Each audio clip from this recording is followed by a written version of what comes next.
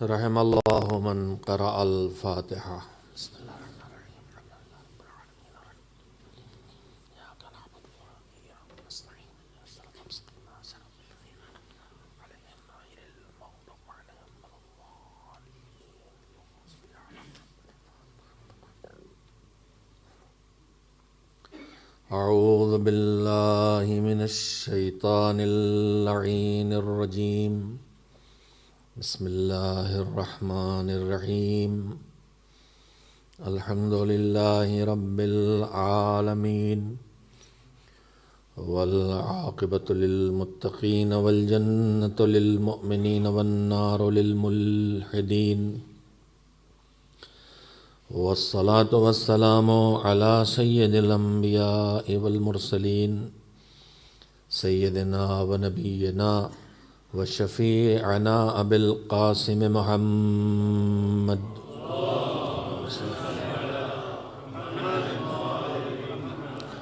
وآلہ الطیبین الطاہرین المعصومین المظلومین واللعنۃ الدائمۃ الباقیۃ علی اعدائہم اجمعین من الآن الی یوم الدین. اما بعد فقد قال اللہ سبحانہ وتعالی فی کتابہ المبین وهو اصدق الصادقین وقولہ الحق. بسم اللہ الرحمن الرحیم. فذکر ان نفعت الذکریٰ سیذکر من یخشی ویتجنبها الاشقی الذی یصلی النار الکبریٰ ثم لا يموت فیہا ولا یحییٰ قد افلح من تزکا. صلوات بھیجیں محمد و آل محمد علیہ السلام پر.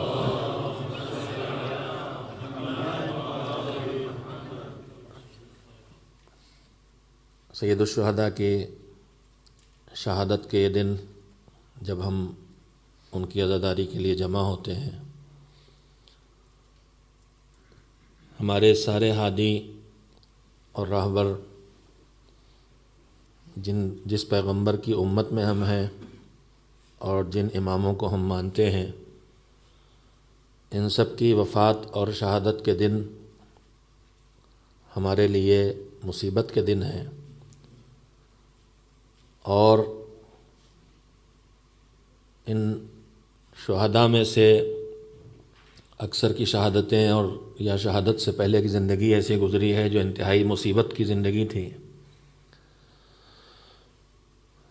جیسے ہمارے 11ویں امام کی شہادت زہر سے ہوئی ہے، لیکن اس سے پہلے جس قید خانے میں آپ کو رکھا گیا وہ اس کی چھت اتنی نیچی تھی کہ اس میں ایک انسان سیدھا نہیں کھڑا ہو سکتا تھا. یا 7ویں امام کی زندگی کا بڑا حصہ قید خانوں میں تکلیف، اندھیرے، سیلن بھرے تاریک قید خانوں میں گزرا ہے. مولا کائنات کی شہادت بھی آپ کے سامنے ہے کہ سجدے میں جاتے ہوئے روضے کے عالم میں ہوئی ہے. امام رضا کی شہادت عالم غربت میں ہوئی ہے، اور ایسا شدید زہر دیا گیا تھا کہ بعض روایات کے مطابق آپ کے سینے میں جو درد اٹھتا تھا اس کو کم کرنے کے لیے پتھر اپنے سینے پہ رکھ کے دباتے تھے. سارے امام شہید ہوئے ہیں، اور ائمہ کی شہادت میں مظلومیت کے پہلو ہر جگہ دیکھنے کو ملتے ہیں. دوسرے امام کو وہ زہر دیا گیا کہ کلیجے کے ٹکڑے خون میں اگلے آپ نے تشت میں. لیکن ان سب کے تذکروں میں ائمہ کی مصیبت میں مصیبت زدہ ہونا اور اماموں کی خوشی کے موقع پر خوش ہونا یہ مومن کی پہچان بتائی گئی ہے. مگر پروردگار عالم نے ان ساری مصیبتوں میں سید الشہداء پر پڑنے والی مصیبت کے خصوصی تذکرے کا انتظام کیا ہے، اور ساری تاکید اس پر کی گئی ہے کہ حسین کا غم منایا جائے. امام حسین کے غم کے منانے پر اتنا جو زور دیا ہے دین نے، معصومین نے، اس کے پیچھے وہی حکمت اور وہی فلسفہ ہے جو خود شہادت حسینی کا ہے. اور حسین کیوں نکلے تھے؟ حسین نے کہ مدینہ ہی میں کہہ دیا تھا میں اپنے نانا کی امت کی اصلاح کے لیے نکلا ہوں. امت میں جو بگاڑ پیدا ہو گیا ہے، جو خرابیاں آ گئی ہیں، اس بگاڑ کو اور اس خرابیوں کو مجھے دور کرنا ہے. اور جن نیکیوں سے لوگ دور ہو گئے ہیں وہ نیکیاں پھر ان میں واپس لانا ہے۔ امر بالمعروف کا یہی مطلب ہے۔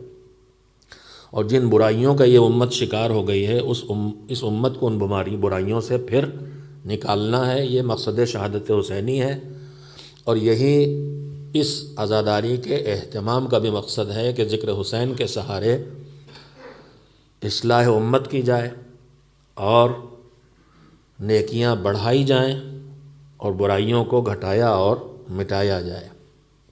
اس سلسلے میں نے آپ حضرات کی خدمت میں عرض کیا تھا گزشتہ مجلس میں جو 10ویں کی شب میں ہوئی تھی کہ اسلام نے ہم کو جو زندگی جینے کے لیے سلیقہ سکھایا ہے، اس سلیقے میں ایک سلیقہ یہ بھی ہے کہ اسلام کے احکام اور پورا سسٹم اور نظام ہم سے یہ کہتا ہے کہ تمہیں زندگی میں ہر جگہ بیلنس کو مینٹین کرنا ہے اور بیلنس کو باقی رکھنا ہے۔ اس وقت جو عالم اسلام میں اور جو پہلے بھی عالم اسلام میں انحراف آئے ہیں، کجی آئی ہے، ٹیڑھا پن آیا ہے، لوگ بگڑ گئے ہیں، بدل گئے ہیں، یہ اعتدال کے چھوٹ جانے کا نام تھا۔ جو خارجی پیدا ہوئے مولا علی کے مقابلے میں، یہ وہی تھے جو اللہ کی حاکمیت اور حکومت کے قائل اس طرح سے تھے کہ اپنی حدوں سے نکل گئے تھے۔ تو اب اعتدال اور بیلنس وہ چیز ہے کہ اگر یہ مینٹین نہ رہے اور آدمی کہیں آگے نکل جائے اور کہیں پیچھے رہ جائے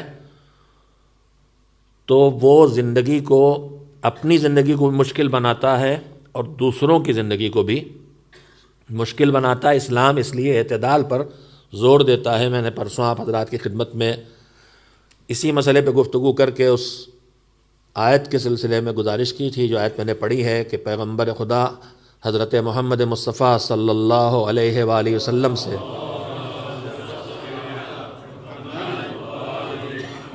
خطاب کرتے ہوئے اللہ کہہ رہا ہے فذکر، اے میرے پیغمبر، آپ کو جو ہم نے خصوصی عنایتیں آپ کے اوپر کی ہیں، ان خصوصی عنایتوں کا تذکرہ اس سے پہلے اللہ نے کیا ہے۔ سنقرئک فلا تنسى، ہم آپ کو اس طرح پڑھا دیں گے پھر آپ کبھی بھولیں گے نہیں، سوائے اس کے کہ اللہ کی مشیت ہو۔ اور اس کے بعد نیسرک للیسری، اور ہم تمہارے کاموں کو آسانی کی طرف لے جائیں گے۔ تبلیغ دین اسلام، اس میں سختیاں کم ہوں گی، آسانیاں بڑھیں گی۔ اب اللہ کہتا ہے جب ہم نے تمہارے اوپر خصوصی احسان کیا ہے تو اب ہم تمہاری ڈیوٹی بھی لگا رہے ہیں۔ فذکر، آپ پیغمبر، آپ کو ہم نے خصوصی نوازشیں آپ پر کی ہیں، تو اب آپ کا خصوصی ذمہ داری بھی ہے۔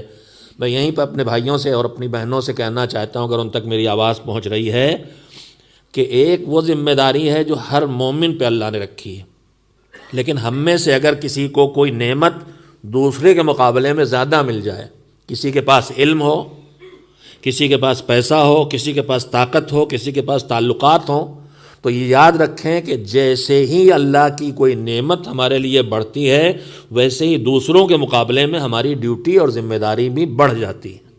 یہ آیت اسی نظام کو بتا رہی ہے کہ ہم نے خصوصی طور پہ آپ کو نوازا ہے پیغمبر، لہذا اب آپ فذکر، آپ کو خصوصی ذمہ داری دی جا رہی ہے کہ آپ لوگوں کو بھولی ہوئی باتیں یاد دلائیں اور نصیحت کریں اور اچھی باتیں یاد دلائیں اگر اس کا فائدہ پہنچے۔ اور پھر اللہ نے انسانوں کی 2 قسمیں کر دیں کہ انسانوں میں کچھ وہ ہیں کہ جن کے دلوں میں خشیت اللہ پایا جاتا ہے، اللہ کا خشیہ۔ میں نے اس دن پرسوں آپ سے اس لفظ کی زیادہ وضاحت نہیں کی تھی، آج ذرا سے یہاں پہ رکنا چاہتا ہوں۔ میں نے صرف ترجمہ کیا تھا کہ ایک ڈر وہ ہے جو آدمی اس سے ڈرتا ہے جس سے کسی نقصان کا امکان ہوتا ہے، جیسے ہم جانور سے ڈرتے ہیں، سانپ سے ڈرتے ہیں، شیر سے ڈرتے ہیں، بچھو سے ڈرتے ہیں، ایک بدماش انسان سے ڈرتے ہیں۔ ایک ڈر یہ ہے دوسرے سے خطرے کا امکان، جس سے نقصان پہنچنے کا چانس ہو۔ اللہ سے اس طرح کا کوئی امکان نہیں، اس لیے کہ وہ عادل ہے۔ تو اب اللہ کا ڈر جو ہے وہ کس چیز سے ہے؟ سب سے نیچے کی کوالٹی کا ڈر جو بندے میں پیدا ہوتا ہے اللہ کے لیے، وہ اس کا ہے کہ ہم سے جو غلطیاں ہوئی ہیں، جو گناہ ہوئے ہیں، ان گناہوں کی بنیاد پر اللہ سے ہم کو سزا ملے گی جس کے ہم حقدار ہو گئے ہیں۔ تو یہ ڈر پیدا ہوتا اپنے گناہ سے، جو اللہ کا ڈر کہلاتا ہے۔ پھر اللہ کے ڈر کی اور قسمیں ہیں، اس میں سے ایک قسم ہے کہ میں نے اس کی مثال اس دن دی تھی کہ جیسے آپ نجف گئے اور وہاں آیت اللہ سیستانی سے ملے، آپ ایران گئے وہاں جا کے اپنے رہبر سے ملے، تو جاتے ہوئے آدمی کہتا ہے گھبراہٹ سی ہو رہی ہے، خوف سے ہو رہا ہے، حالانکہ وہاں ان سے کسی نقصان کا کوئی چانس نہیں ہے۔ ہم نے کہا کیوں ڈر رہے ہیں، کیوں گھبرا رہے ہیں؟ کہا ان کا علم، ان کا تقوی، ان کے کردار کی بلندی سے ایک عظمت کا احساس ہے جو مجھے خوف سے محسوس ہو رہا۔ تو ہمیشہ آدمی اپنے گناہوں کی وجہ سے نہیں ڈرتا ہے، بلکہ کبھی کبھی اس کے اندر جو خوف پیدا ہوتا ہے تو اس لیے پیدا ہوتا ہے کہ جس سے خوف زدہ ہے اس کی عظمت کا احساس اس میں پیدا ہو گیا ہے۔ ابھی ہم نے دعائے کمیل پڑھی ہے، کبھی کبھی ہمارے ذہنوں میں الجھن ہوتی ہے کہ معصومین تو معصوم تھے، ان کی زندگی میں تو کوئی گناہ نہیں تھا، پھر وہ کیوں ڈرتے تھے؟ وہ وضو کرتے تھے تو کیوں ان کے چہرے کا رنگ بدل جاتا تھا؟ وہ نماز کے لیے کھڑے ہوتے تھے تو کیوں ان کے بدن میں کپ کپی ہونے لگتی تھی؟ تو اس کی وجہ یہ ہے کہ وہ گناہوں سے نہیں ڈرتے تھے، وہ ہمارے مقابلے میں صاحب معرفت تھے اللہ کے، ان سے زیادہ اللہ کی عظمت کا احساس کرنے والا کوئی نہیں تھا۔ تو جس کو جتنی زیادہ الہی عظمت کا احساس ہوگا وہ اتنا ہی اللہ سے ڈرے گا۔ تو یہ لفظ ڈر کا لفظ اردو میں تو ایک ہی جگہ بولا جاتا ہے، لیکن عربی میں خوف الگ ہے، خشیہ الگ ہے۔ مگر میں یہاں پر ایک بات اپنے سارے سامعین سے کہنا چاہتا ہوں، آڈینس سے کہنا چاہتا ہوں کہ ڈر چاہے اپنے گناہوں سے پیدا ہو، ڈر چاہے اللہ کی عظمت کے احساس سے پیدا ہو، ڈر چاہے ہیبت سے پیدا ہو، مختلف قسمیں ہیں ڈر کی، کسی وجہ سے بھی ڈر پیدا ہو، اس کا جو فائدہ مومن کو پہنچنے والا ہے وہ کیا ہے؟ ذرا سے سن لیں عزیزو، اللہ نے اس زمین میں جو کچھ بنایا ہے، پوری کائنات میں، یونیورس میں، اس کا کوئی نہ کوئی ایک یا کئی کام اس سے اللہ کو لینا ہے، مصرف ہے اس کے، کئی کام ہے یا ایک کام ہے، کم سے کم ایک کام تو اس کو لینا ہی ہر ایک سے۔ بے مقصد کوئی چیز اللہ نے پیدا نہیں کی ہے، یہ بالکل طے ہے۔ ہو سکتا ہے کہ ابھی ہمارا علم اللہ نے جو بنایا ہے، پھر ایک کی پوائنٹ میں آپ کے سامنے رکھ رہا ہوں، کبھی کبھی ہم سوچتے ہیں اللہ نے یہ چیز کیوں پیدا کی، اس کا کیا فائدہ، وہ کیوں بنایا، اس کا کیا فائدہ۔ میں سنتا ہوں، تھوڑے دنوں پہلے کی بات ہے، کچھ رگیں ہیں ہمارے بدن میں، نسیں ہیں جن کا کوئی یوز نہیں تھا پیر میں، تو ڈاکٹر سوچتے تھے کہ یہ کہنے کے لیے بنا، اس کا کوئی یوز نہیں، اب پتا چلا کہ یہاں سے نکالو دل میں لگاؤ، اوپن ہارٹ سرجری میں کام آتی ہیں۔ تو ابھی بہت سی چیزیں جس میں آدمی سوچتا ہے اس کا کوئی یوز نہیں ہے، تو آخر اس کو اللہ نے کیوں بنایا ہے؟ تو اس کا ایک ایک جگہ بحث کرنے کے بجائے میں مومن سے کہنا چاہوں گا میرے عزیز، جس نے بنایا ہے اس کا علم کامل ہے، اور تم جو اس کو سمجھ رہے ہو تمہارا علم ابھی ادھورا ہے۔ تو ادھورے علم والا پورے علم والے کی بنائی ہوئی ہر چیز کے مقصد کو نہیں سمجھ سکتا، لیکن اس کی بنائی ہوئی چیزوں میں جو بامقصد خلقت ہے وہ اتنی زیادہ ہے کہ اس کے بعد تمہیں بھروسہ ہو جانا چاہیے کہ جس کا مقصد ہماری سمجھ میں نہیں آ رہا ہے اس میں بھی کوئی نہ کوئی حکمت موجود ہے۔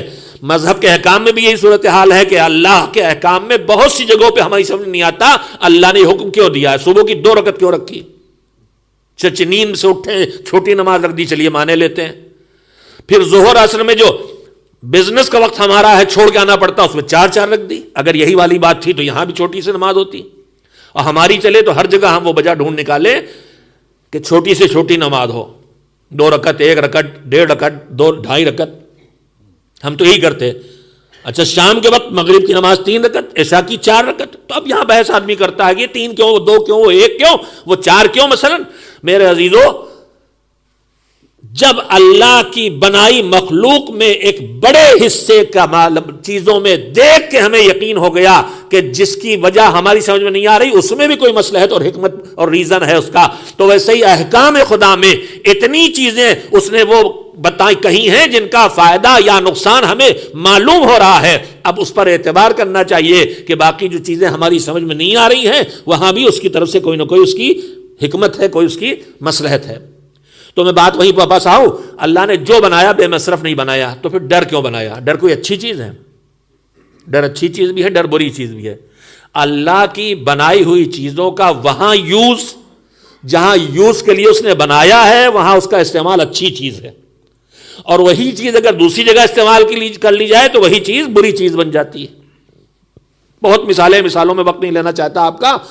تو ڈر کیوں بنایا؟ ڈر تو کوئی اچھی چیز نہیں، ہر آدمی بہادر کی تعریف کی جاتی، مولا علی بہادر تھے، شجاع تھے، جو بہادر ہوتا ہے اس کی تعریف کی جاتی ہے، جو ڈرپوک ہوتا ہے اس کی تعریف نہیں کی جاتی تو پھر ڈر کوئی اچھی چیز نہیں ہے، تو اللہ نے بنائی کیوں نہیں؟ جیسے بہادری انسان کی زندگی کی ضرورت ہے، ویسے ڈر بھی انسان کی زندگی کی ضرورت ہے۔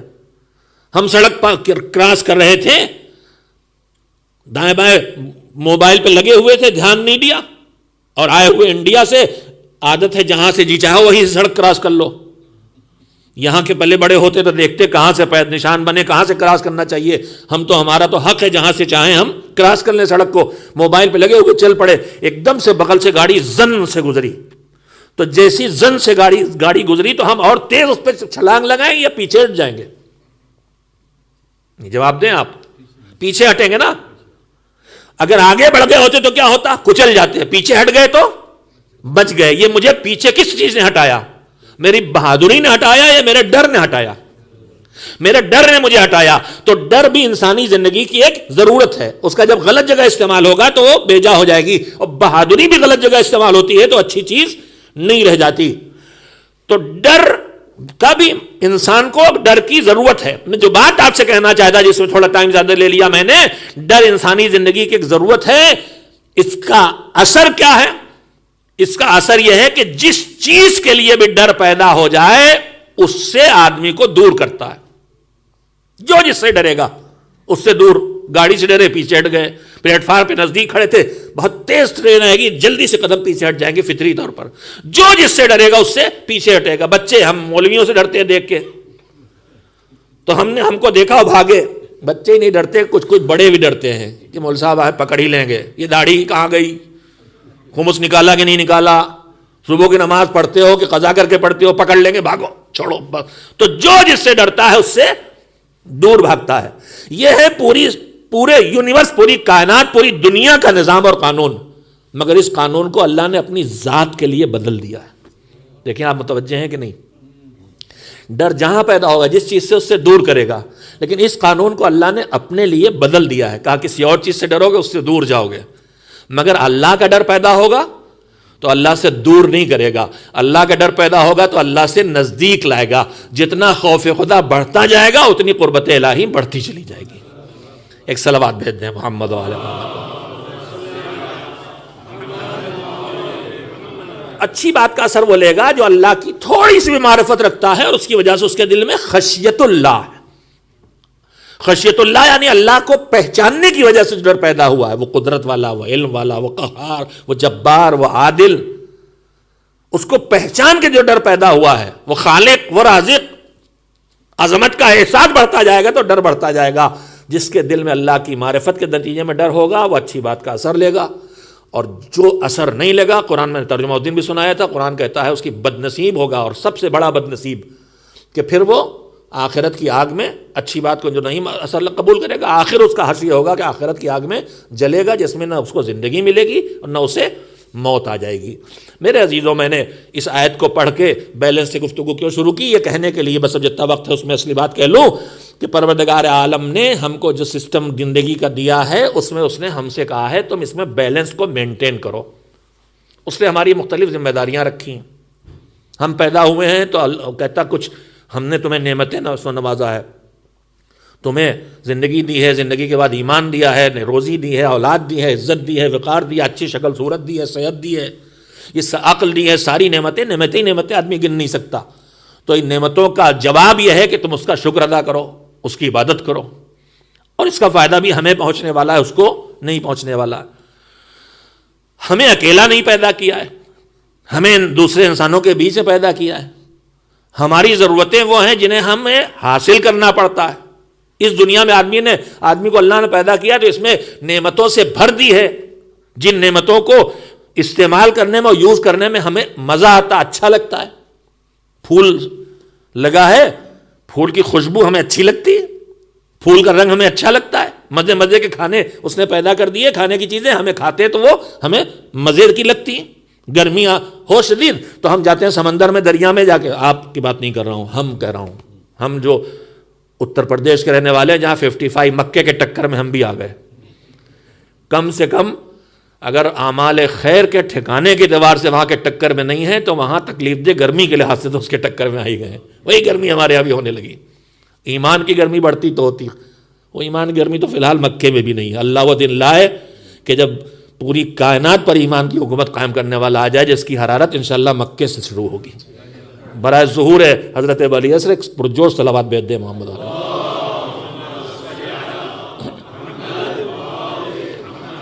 سوئمنگ پول بناتے تو آپ لوگ بھی ہیں، چاہے وہ کبھی اس کے استعمال کا وقت آئے چاہے نہ آئے، کم سے کم اظہار شان کا ذریعہ تو ہوتا ہی ہے۔ گرم پانی کر کے، کیا وہ ٹکوزی ہوتی ہے، کیا ہوتی ہے وہ چکوزی، جکوزی جو بھی کہتے ہیں، ہمارے ہاں چائے کیتلی میں بنائی جاتی تھی، اس کے اوپر ایک چھوٹا سا لحاف اڑایا جاتا تھا، اس کو کہتے تھے ٹکوزی۔ میرے خیال سے اسی سے نکلی ہے چکوزی جو بھی ہے۔ ایک صلوات بھیجیں محمد۔ تو اللہ کی بنائی ہوئی نعمتیں ہیں جن کو استعمال کر کے آدمی کو، اب ہوتا کیا ہے، اللہ سے رابطہ ہے ایک کام ہمارا، دوسرے لوگ ہیں، بیوی بچے ماں باپ بھائی بہن رشتہ دار عزیز دوست احباب پڑوسی ہم وطن، ان کے بیچ میں ہم رہنے کے لیے پیدا ہوئے ہیں، ان سے ہم کو مینٹین رکھنا اپنے رشتوں کو۔ بزنس کے پارٹنر چھوٹ گیا تھا، مجھ سے معاف کیجیے گا، پہلا تو اسی کا نام لینا چاہیے تھا آپ کے درمیان۔ پھر روزی حاصل کرنا ہے، گھر بیٹھ کے کچھ نہیں ہونے والا ہے، روزی کمانا ہے، تو یہ سارے کام ہمیں کرنا ہے۔ ان کے لیے ہوتا کیا ہے اور ہونا کیا چاہیے، مذہب کی ہدایت سنیے اس سلسلے میں۔ ہمارے 8ویں امام حضرت علی رضا علیہ الصلوۃ والسلام، دیکھیے بیلنس کے لیے، جو بیلنس زندگی کے لیے جو مذہب ہدایات دیتا ہے وہ میں آپ کی خدمت میں عرض کر رہا ہوں۔ امام کہتے ہیں کہ تم اکیلے، تم خود سے نہیں پیدا ہوئے ہو، تمہیں کوئی پیدا کرنے والا ہے، تو تمہیں اس پیدا کرنے والے سے اپنے ایک رشتے کو جوڑے رکھنا ہے، اس لیے کہ خالی پیدا ہی کرنے والا نہیں ہے، وہ پیدا کر کے وہ الگ ہو گیا ہوتا تو ہم بھی پلٹ کے نہ دیکھتے اس کو، لیکن پیدا کرنے کے بعد وہی رازق بھی ہے، وہی زندگی دینے والا بھی ہے، وہی نعمتیں دینے والا ہے۔ میں کہتا ہوں کریم پروردگار تیرا ہمارے اوپر احسان، اگر تو پیدا کر کے ہٹ گیا ہوتا، جب اب بھی ہر لمحے تیرے محتاج ہیں، روزی تجھ سے مل رہی، زندگی تجھ سے مل رہی ہے، صحت تجھ سے مل رہی، نعمتیں تجھ سے مل رہی، تب بھی ہم تب پلٹ کے تیری طرف نہیں دیکھتے۔ اگر خالی اس نے پیدا کیا ہوتا تو ہمارا حال کیا ہوتا، کبھی پلٹ کے اس کی طرف نہ دیکھتے۔ تو وہ ہے، اس سے ہم، وہ مالک ہے، ہم اس کے بندے ہیں، ہمیں ایک رشتہ اس سے رکھنا ہے۔ اللہ نے ہمیں دوسرے انسانوں کے درمیان پیدا کیا، ابھی میں نے فہرست گنائی، بیوی بچے عزیز رشتہ دار دوست احباب، ان سب سے بھی ہمیں تعلق بنا کے رکھنا ہے، اکیلے پیدا رہنے کے لیے پیدا ہی نہیں کیا گیا، اور اللہ کہتا بھی نہیں۔ تیسری چیز ہے جو بھی میں نے آپ کو گنائی، روزی حاصل کرنا ہے۔ چوتھی چیز ہے اللہ کی بنائی ہوئی نعمتیں ہیں جن کو اللہ نے مجھے اس طرح بنایا ہے کہ کوئی اچھی کھانے کی چیز دکھائی دے تو کھانے کا دل چاہتا، کھائیں تو مزے کی لگتی، کوئی خوشبو سامنے آئے سونگتے ہیں لگاتے ہیں، اچھی لگتی خوشبو، تو اللہ نے نعمتیں بنائی ہیں جن میں ہمیں آپ کو لذت ملتی ہے۔ ہمارے 8ویں امام کہتے ہیں کہ زندگی کو 4 حصوں میں تقسیم کرو۔ ایک تمہارا اور اللہ کے درمیان رشتہ جس کو عبادت کہتے ہیں، اس کے لیے وقت نکالو۔ ایک تمہارا اور دوسرے انسانوں کے درمیان رشتہ جس کو معاشرت کہتے ہیں، اس کے لیے وقت نکالو، سوشل لائف کے لیے، ایک اللہ سے رابطے کے لیے، ایک سوشل لائف کے لیے۔ ایک تمہیں اللہ نے پیدا کیا ہے، تمہیں اپنی اور اپنے گھر والوں کی روزی حاصل کرنا ہے، اس کے لیے بھی وقت نکالو، اس کو معیشت کہتے ہیں، روزی حاصل کرنا، بزنس کرو، نوکری کرو، کچھ بھی کرو۔ اس کے بعد امام 3 ڈیوٹیز ہو گئی ہماری، ایک اللہ سے رابطہ رکھنا ہے، ایک اس کی مخلوق سے جن کے درمیان ہم پیدا ہوئے ان سے رشتہ رکھنا ہے، ایک ہمیں روزی حاصل کرنا ہے۔ چوتھی چیز کیا؟ امام نے کہا چوتھی چیز یہ ہے کہ اللہ نے نعمتیں زمین پہ پیدا کی ہیں، بہت سی حلال نعمتیں ہیں، اور ان نعمتوں میں لذت رکھی ہے۔ تمہیں خالی یہی 3 کام نہیں کرنا ہے کہ کبھی اللہ کی عبادت ہو رہی، کبھی روزی حاصل کی جا رہی، کبھی لوگوں سے تعلقات مینٹین کیے جا رہے، نہیں، ان حلال لذتوں تک بھی اپنے کو پہنچاؤ، ان نعمتوں تک بھی، اچھے کھانے بھی کھاؤ، اچھی جگہ گھومنے بھی جاؤ، نعمتوں تک بھی اپنے آپ کو پہنچاؤ۔ اور اس کے بعد امام کہتے ہیں کہ تمہارا ان حلال لذتوں کا اپنے تک لانا اور ان کا مزہ لینا، یہی تمہارے اندر طاقت پیدا کرے گا کہ باقی تینوں ڈیوٹیز کو تم انجام دے سکو۔ نہیں، آپ شاید گہرائی پہ امام کے ارشاد کی طرف نہیں گئے. دیکھیے مذہب ہمیں کیا کہہ رہا، مذہب ہم سے نہیں کہہ رہا کہ نعمتوں کو چھوڑ کے کنارے چلے جاؤ. اسلام کسی دشوار زندگی بسر کرنے کی دعوت نہیں دیتا. اسلام کہتا ہے ہم نے تمہیں نعمتیں دی ہیں بے شمار، اس میں حلال نعمتیں بہت زیادہ ہیں. ان حلال نعمتوں سے جو مزے تمہیں ملیں گے، اسی سے تمہارے اندر طاقت پیدا ہوگی اللہ کی عبادت کی بھی، روزی کمانے کی بھی، لوگوں سے رشتہ داری کرنے کی بھی. ہم سے غلطی کیا ہوتی ہے؟ ہم سے غلطی یہ ہوتی ہے کہ ان میں سے کسی ایک کام میں ہم لگ کے دوسرے کو پیچھے کر دیتے ہیں، وہیں سے بیلنس کھوتا ہے، اور جہاں بیلنس کھویا وہیں سے زندگی کارٹون بن جاتی ہے. میں اکثر ایک مثال دیتا ہوں شہید مطہری رحمۃ اللہ علیہ کی کسی تحریر میں ایک مثال مجھے پڑھنے کو ملی تھی کہ ایک چیز ہوتی ہے پکچر اور تصویر، فوٹو. کیمرے سے کھینچتے ہیں ہم، آپ فوٹو کھنچ گیا، ہم ہیں 6 فٹ کے، ہمارا چہرہ مثلا 6 انچ کا ہے، ادھر سے ادھر ناپا جائے تو اتنا ساری فوٹو ہے، چھوٹا سے پاسپورٹ سائز کا. لیکن تصویر دیکھ کے پھٹ سے آدمی پہچان لیا جاتا ہے. کیوں؟ اس لیے کہ اللہ نے میرے اس وجود میں جو میرا ہاتھ پیر آنکھیں کان ناک جو ہے، اس میں جو بیلنس اس نے بنایا تھا، رکھا تھا، بیلنس ہے نا اس میں، اس بیلنس کو وہ فوٹو مینٹین کرتا ہے. اچھا ایک چیز کہلاتی کارٹون. سیاسی لوگ جو ہوتے ہیں ان کے کارٹون بنا کرتے ہیں. ہمارے ہاں جو لیڈرز ہوتے ہیں ان کو نیتا جی کہتے ہیں. مجھے لیڈر کہنے میں مزہ ہی نہیں آتا، اس لیے کہ لیڈر کے لفظ سے وہ تصویر ہی نہیں آتی جو ہمارے ہاں لیڈر کی ہے.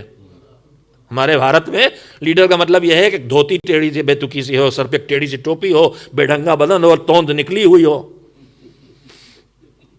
تو نیتا جی کہنے میں مزہ آتا ہے. نیتا جی کہو تب سمجھ میں آتی، صحیح تصویر اس کی آتی.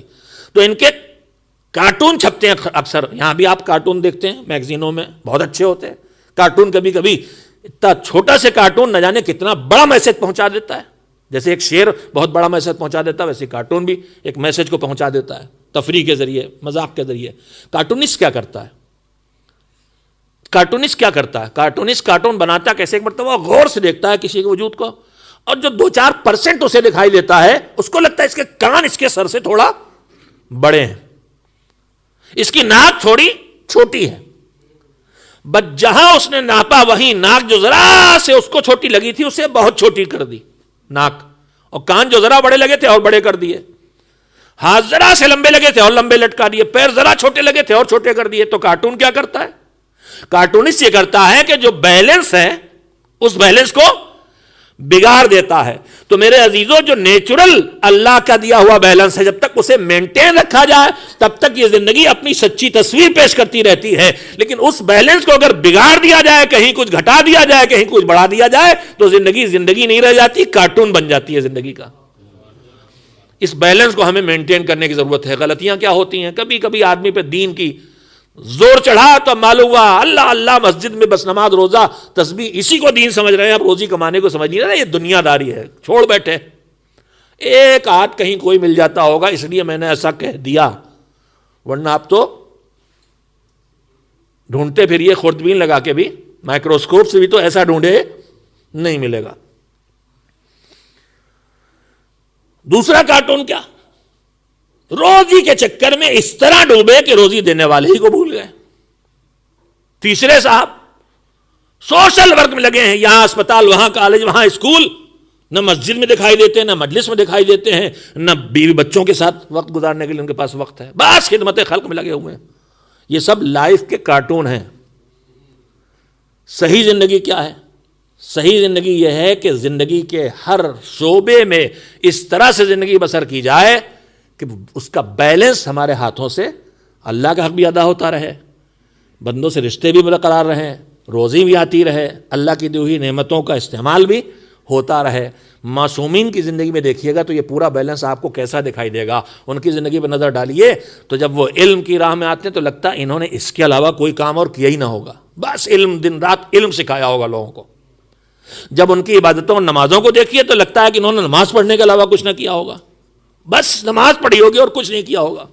جب ان کی خیرات کو دیکھیے تو لگتا ہے بس انہوں نے ساری زندگی خیرات کی ہوگی، کماؤ اور خیرات کرو، کماؤ اور خیرات کرو، بھیا کیا ہوگا، اس کے علاوہ کچھ نہ کیا ہوگا. مگر جب ان کی پوری زندگی کو دیکھیے تو پتہ چلتا ہے زندگی کے ہر فیلڈ میں اور ہر شعبے میں انہوں نے بھرپور زندگی بسر کی ہے، لیکن ایک طرف بھرپور زندگی بسر کرنے کی وجہ سے دوسری طرف کوئی کمی نہیں آنے دی ہے.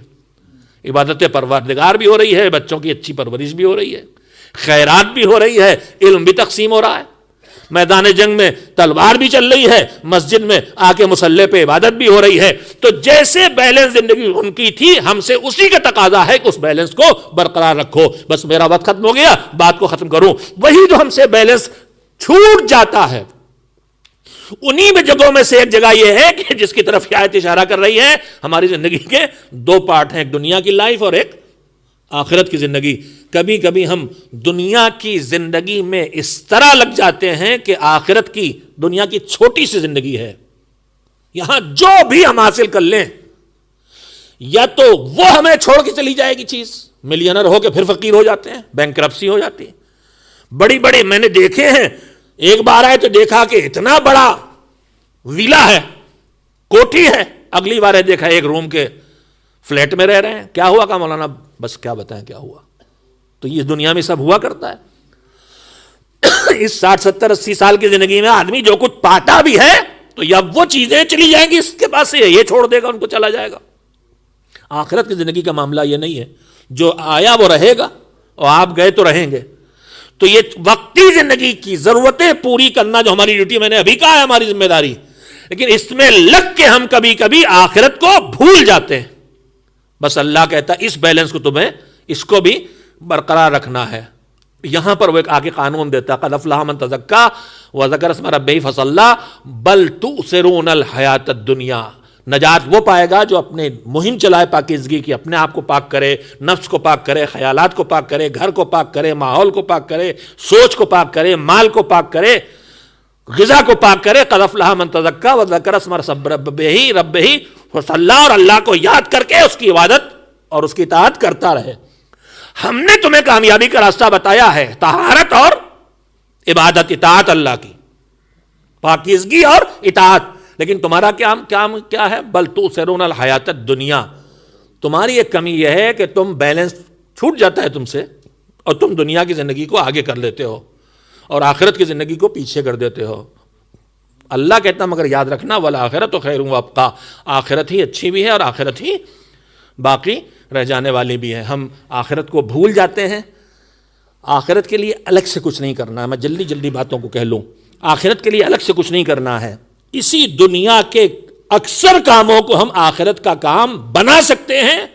بس ایک بات کا ہمیں خیال رکھنا پڑے گا کہ زندگی میں جو بھی کریں اللہ کو یاد کر کے کریں، اس کام کو حکم خدا کے مطابق وہ کام ہو، تو کام میرا ہوگا اور میری آخرت بنتی چلی جائے گی. یہ بتائیے اگر میں اپنے بچے کو پیار کرتا ہوں گود میں لے کے، تو یہ میری فطرت کا تقاضا ہے نا. پیار کرنا میرا جذبات ہیں. میں پیار کر رہا ہوں تو یہ پیار میری فطرت ہے، میرا ذاتی کام ہے بالکل. لیکن مالک کہتا ہے جب کوئی اپنے بچے کو پیار کرتا ہے تو میں اس کے اس پیار کو اپنی عبادت بنا دیتا ہوں. ہم آپ ملتے ہیں دوسرے کو سلام کر کے ہاتھ ملاتے ہیں. ہاتھ ملانے سے آپ کے اندر میرے لیے محبت کا جذبہ پیدا ہوتا ہے، میرے اندر آپ کے لیے احترام کا جذبہ پیدا ہوتا ہے. مگر وہ کہتا ہے کہ تم یہ جو ہاتھ جو ملا رہے ہو بظاہری تمہارا ذاتی کام ہے. لیکن وہ روایت کیا کہتی ہے کہ جب دو مومن خلوص دل کے ساتھ، دل کی صفائی کے ساتھ ایک دوسرے سے ہاتھ ملائیں، کینہ رکھ کے نہیں، ایک دوسرے کے خلاف سازشیں رچا کے نہیں، جو ہمارے معاشرے میں بیماریاں پھیل گئی ہیں کہ دل میں کینہ ہے اور سامنے بڑی محبتوں اور خلوص کا اظہار ہو رہا. یہ مومن کی صفت نہیں ہو سکتی، یہ منافقت ہے. اس سے مومن کو الگ ہونا چاہیے. اور اس کا یہ مطلب بھی نہیں ہے کہ دل میں اگر کسی کے لیے برائی ہے تو زبان پہ لے آئی جائے کہ صاحب ہم تو کھڑے کھڑے ہیں. نہ، زبان پہ کسی کی برائی نہیں آنا ہے، منافقت بھی نہیں رہنا ہے. لہذا زبان کی پر اچھی بات جو لا رہے ہو وہی دل میں بھی پیدا کرنے کی کوشش کرو. 3 دن سے زیادہ مومن کے لیے ایک دوسرے سے الگ ہونے کی اجازت نہیں ہے. نفرت رکھنے کی اجازت تو ہے ہی نہیں، کینہ رکھنے کی اجازت تو ہے ہی نہیں. دل کو کسی مومن کے کینے سے بھرا نہیں جا سکتا. دل ایک دوسرے کے لیے صاف ہو، ہاتھ ملیں. تو ہاتھ ملانے سے آپ مجھ سے محبت کریں گے، میں آپ سے کا احترام کا اظہار کروں گا، ایک دوسرے کی قربت بڑھے گی. مگر مالک کہتا ہے جب ایک خلوص کے ساتھ دو مومن ایک دوسرے سے ہاتھ ملاتے ہیں تو جتنی دیر ان کے ہاتھوں میں رہتے ہیں اتنی دیر ان دونوں کے وجود سے گناہ ایسے ٹوٹ کے گرتے ہیں جیسے جب خزاں آتی ہے، پتجھڑ کا موسم آتا ہے تو تیز ہواؤں میں جیسے سوکھی پتیاں درختوں سے ٹوٹ کے گرتی ہیں. تو کام ہمارے عبادت اس کی بن جاتی ہے، ایک ذرا سے اس کی یاد رکھنے کی عادت ڈالی جائے. چنانچہ یہ سلیقہ بھی پیغمبر خدا حضرت محمد مصطفیٰ صلی اللہ علیہ وآلہ وسلم نے سکھایا ہم کو.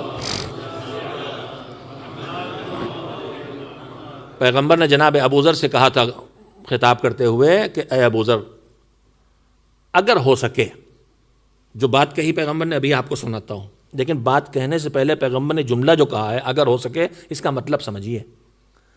ابو ذر ایمان کے 9ویں درجے والے ہیں، اعلیٰ کوالٹی کے ایمان والے. اس اونچے ایمان والے سے بھی پیغمبر کہہ رہے ہیں اگر ہو سکے، تو اس کا مطلب پیغمبر کوئی ایسا کام کہنے والے ہیں جو کچھ آسان نہیں ہے. ابو ذر سے بھی کہہ رہے ہیں اگر ہو سکے، لیکن بہرحال کہہ رہے ہیں اگر ہو سکے. اگر ہو سکے کہنے کا مطلب یہ ہے کہ ناممکن نہیں ہے، ناممکن نہیں ہے، آسان بھی نہیں ہے. وہ کیا ہے؟ کہا ہے ابو ذر اگر ہو سکے. اچھا یہ بتائیے ہم آپ کھانا کیوں کھاتے ہیں؟ کہا بھوک لگتی ہے، پیٹ بھرنے کے لیے کھاتے ہیں. یہ تو ہو گیا پہلا سب سے سادہ جواب. اور مزیدار چیز ہوتی ہے تو مزے کے لیے کھاتے ہیں. ہم نے کہا اور کبھی کہا دوست احباب دل رکھنے کے لیے کہتے ہیں تو ہم ان کا دل رکھنے کے لیے کھا لیتے ہیں. کبھی کبھی ہم کو بھی ایسی چائے پینے کو مل جاتی ہے کہ جس چائے کے پینے میں ہمیں دوہرا ثواب ملتا ہے. ایک ثواب ملتا ہے میزبان کی بات کو رد نہ کرنے کا، اور ایک ثواب ملتا ہے کسی مومن کے دل کو خوش کرنے کے لیے تکلیف اٹھانے کا. ایسی چائے مل جاتی ہے، دوا جیسی، جوشاندے جیسی. ایک صاحب نجف میں، بہرحال احباب وہاں درس پڑھتے تھے، فقہا مجتہدین ہو جاتے تھے، لیکن خوش مزاجی مومن کی پہچان ہے. تو ایک ہمارے بزرگوں کے واقعہ ہے کہ ایک بزرگ تھے ان درمیان میں، وہ جب کہیں مرحومین کا تذکرہ آیا وہ فوراً کہتے تھے ایک سورہ فاتحہ. اچھی عادت تھی. تو ایک مرتبہ ان کے ایک دوست نے انہی کا نام لیا کہ یہ آج ان کی مجلس کا اعلان ہے، ایک سورہ فاتحہ ان کے اصال ثواب کے لیے. زندہ تھے ان کے لیے، ہم پڑھ سکتے ہیں، ہم کوئی بھی عمل خیر کسی کے لیے بھی ہم کر سکتے ہیں. اور یہیں پر ایک چھوٹی سی بات اور کہہ دوں اپنے نوجوانوں کے لیے، بزرگوں کے لیے نہیں، وہ جانتے ہیں یہ جو ہم کار خیر کرتے ہیں، چاہے وہ ہم نماز پڑھیں، چاہے کسی کے لیے تلاوت کریں، چاہے سورہ فاتحہ پڑھیں، چاہے مجلس میں چندہ دیں، کچھ بھی کریں، اس میں اللہ کو کی بارگاہ میں اس کار خیر کو جاننا اور اسے قبول ہونا. اللہ جانتا ہے کہ یہ کام میں کس کے لیے کر رہا ہوں. اس میں کسی کا نام لیا جانا ضروری نہیں ہے. مثلا یہاں ہم کھڑے ہو کے کہیں کہ صفی حیدر کے والد حسن جعفر ابن محمد تقی کے لیے فاتحہ، یہ ضروری نہیں ہے. وہ تو جانتا ہے، تو نام لیا جانا ضروری نہیں ہے. آپ ہم نیت کر سکتے ہیں کہ آج جس مرحوم کے ایصال ثواب کی مجلس ہے، بس وہ معین ہو گیا کون ہے، اس کا نام، اس کے والد کا نام. ہمارے درمیان لوگ دوڑ کے آتے ہیں، لکھ کے دیتے ہیں، باپ کا نام لکھ لیجیے مولانا. انہیں لگتا ہے اگر ہم نے ولدیت نہ بتائی کہیں اللہ سے اللہ غلطی نہ ہو جائے، کہیں اور نہ چلا جائے، اس لیے ایک نام کے بہت سے لوگ ہوں گے. تو نام ہمارے علم میں آنا ضروری نہیں ہے، مالک جانتا ہے. چنانچہ آپ نے نماز میں دیکھا ہوگا، پیش نماز کے نماز جماعت کے احکام میں یہ ہے کہ جس کے پیچھے آپ نماز پڑھ رہے ہیں کوئی ضروری نہیں اس کا نام جانتے ہو. خالی آپ معین کر لیں کہ جو نماز پڑھا رہا ہے چاہے کوئی ہے، لوگ اس کے پیچھے نماز پڑھیں. میں آیا یہاں مہمان ہوں، میں نہیں جانتا یہاں نماز کون پڑھاتا، لیکن اتنے لوگ نماز پڑھ رہے ہیں، اس کا مطلب وہ نماز پڑھنے لائق شخصیت ہے، عادل ہے، علم والا ہے. بھائی اس مجمع کو دیکھ کے مجھے اطمینان ہو گیا، میں نے بھی نماز کی نیت کر لی، پیچھے کھڑا ہو گیا کہ جو پیش نماز اس کے پیچھے میں نماز پڑھ رہا ہوں. میت کی نماز سامنے رکھی ہوئی، میت ہمیں نہیں پتا کس کی، نام نہیں معلوم، باپ کا نام نہیں معلوم، کچھ نہیں معلوم، میں خالی نیت کرتا ہوں اس میت کی نماز پڑھتا ہوں، ہو گیا. تو مالک ہم سے زیادہ باخبر ہے. ہمارے ہاں کیا ہوتا ہے، 40ویں میں جب فاتحہ کرایا جاتا ہے تو وہ نام تو بتاتے ہی ہیں کہ ان کے نام سے فاتحہ پڑھیے، اس کے بعد کوئی نہ کوئی پرچی لے کے آتا ہے مولانا، 20 قرآن اور 30 سورہ یاسین اور 40 رحمان اور 50 دعائے کمیل اور 60 حدیث قصہ. لاکھ ان سے کہو بھیا یہ ثواب تمہارے اعلان کرنے کے لیے رکھا نہیں ہے، جس وقت پڑھا گیا اسی وقت وہاں پہنچ گیا ہے.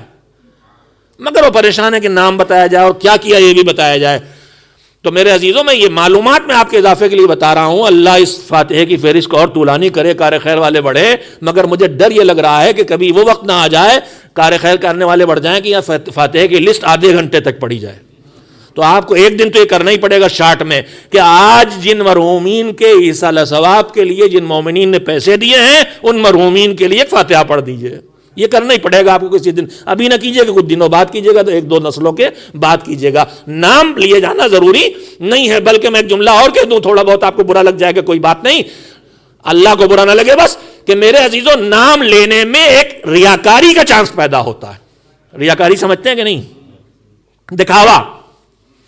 صفی حیدر فیملی، معاف کریں گے میں کسی پہ طنز نہیں کر رہا، لیکن ایک چھوٹی سی ریاکاری کا چانس پیدا ہو جاتا ہے. لہذا میں بس وضاحت کر دینا چاہتا تھا اس چیز کی کہ کسی بھی عمل خیر میں جو اللہ کی بارگاہ میں کیا جا رہا کسی کے لیے، اس میں کرنے والے کو بھی نام نہ معلوم ہو تب بھی مسئلہ نہیں. ایک مومن آپ مجھے مسافرت میں ملے، ایئرپورٹ ملے، تھوڑی دیر آپ سے بات چیت ہوئی. اب کہاں جا رہے ہیں؟ کہا ہم جا رہے ہیں. ہم سے پوچھا آپ کہاں جا رہے ہیں؟ ہم نے کہا جا رہے ہیں زیارت کرنے کے لیے. مولانا ہمارے بھی خیال رکھیے گا. اب نہ آپ سے نام پوچھا تھا، نہ پتہ پوچھا تھا، نہ خاندان پوچھا تھا، کچھ نہیں جانتے. ہم وہاں گئے امام حسین کی قبر پہ. ہم نے کہا زیارت پڑھتا ہوں اپنی طرف سے، البتہ یہ لفظ ہے ورنہ کوئی ضرورت نہیں لفظوں کی بھی. اور اس مومن کی طرف سے جو ایئرپورٹ پہ ملا تھا بتایا ہو گیا کام. نہ نام کی ضرورت، نہ باپ کے نام کی ضرورت ہے. ایک صلوات بھیج دیں محمد والے محمد پر.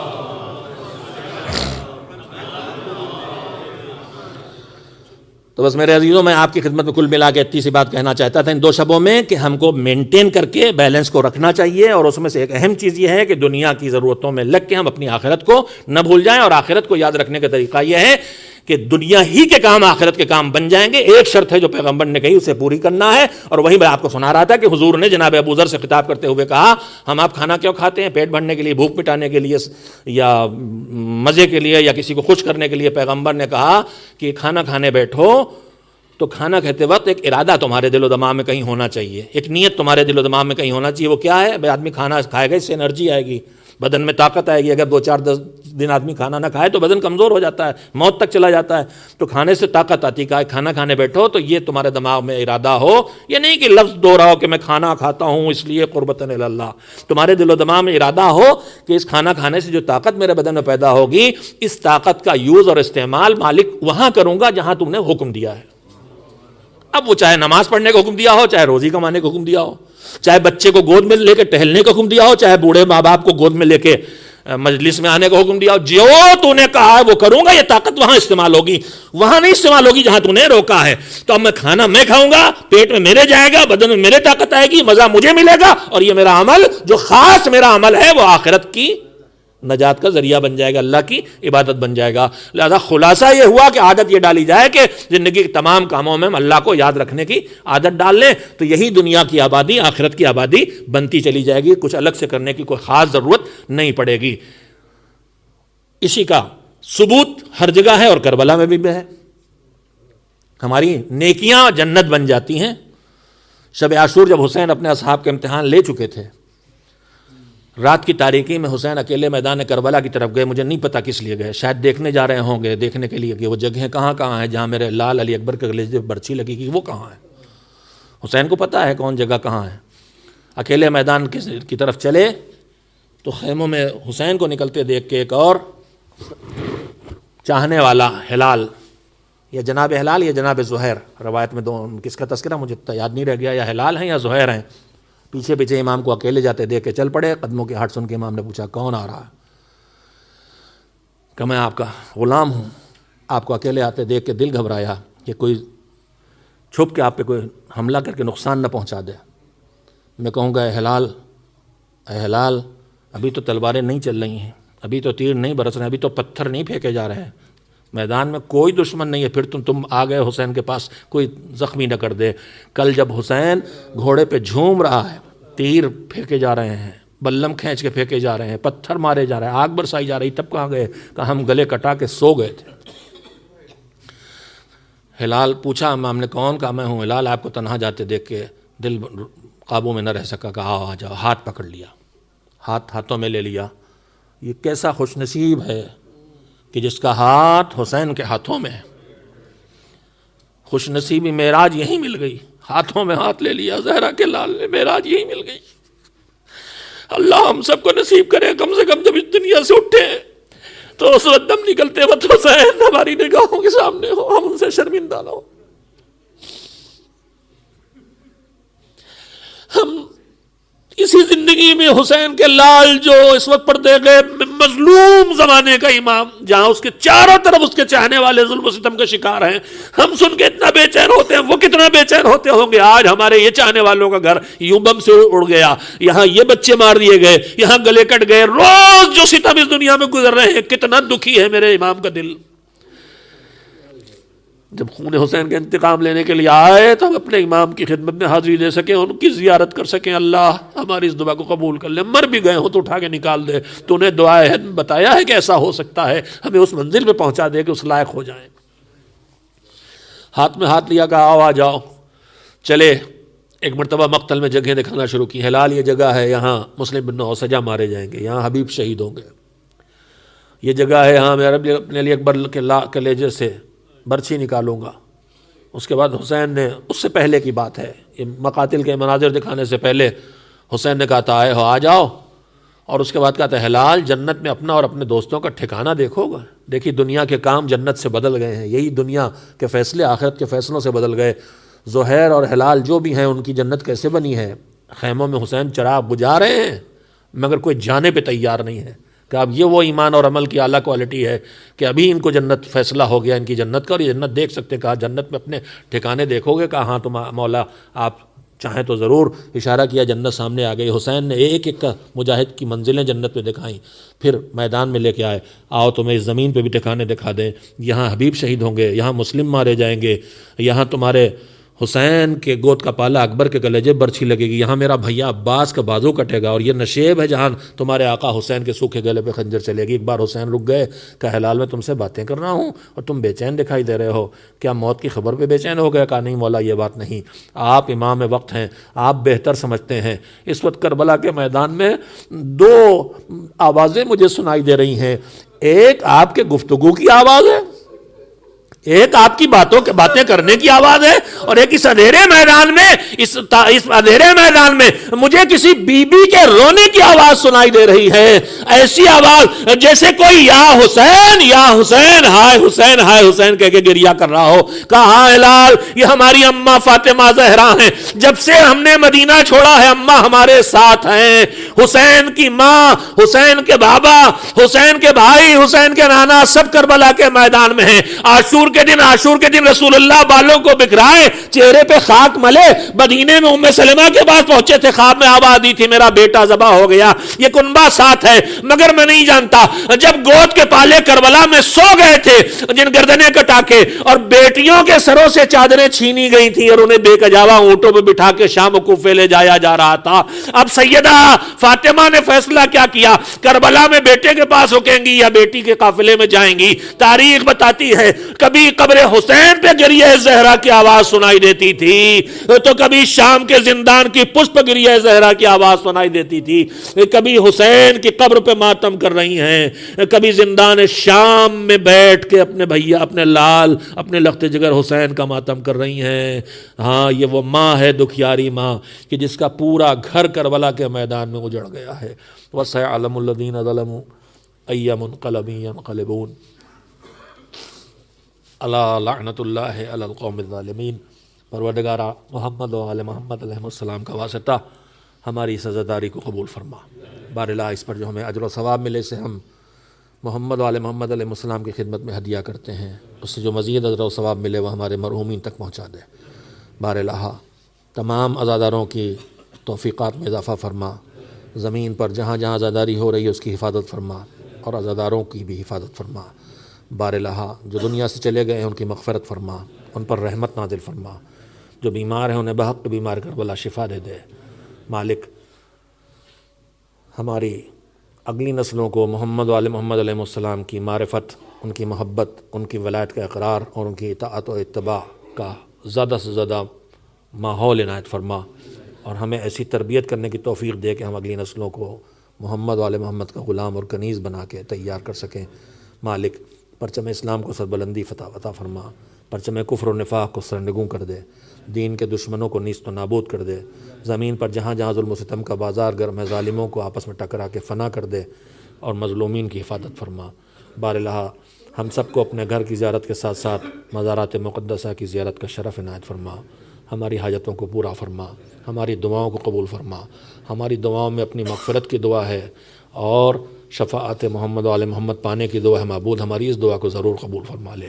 بار الہ دین کی خدمت گزار مومنین و مومنات، علماء، فقہا، مجتہدین اور مراجع تقلید کی حفاظت فرما، زمانے کے امام کو ہم سے راضی اور خوشنود فرما، ہمیں ان کے ناصروں میں شامل ہونے کے لائق بنا دے۔ ماتم حسین۔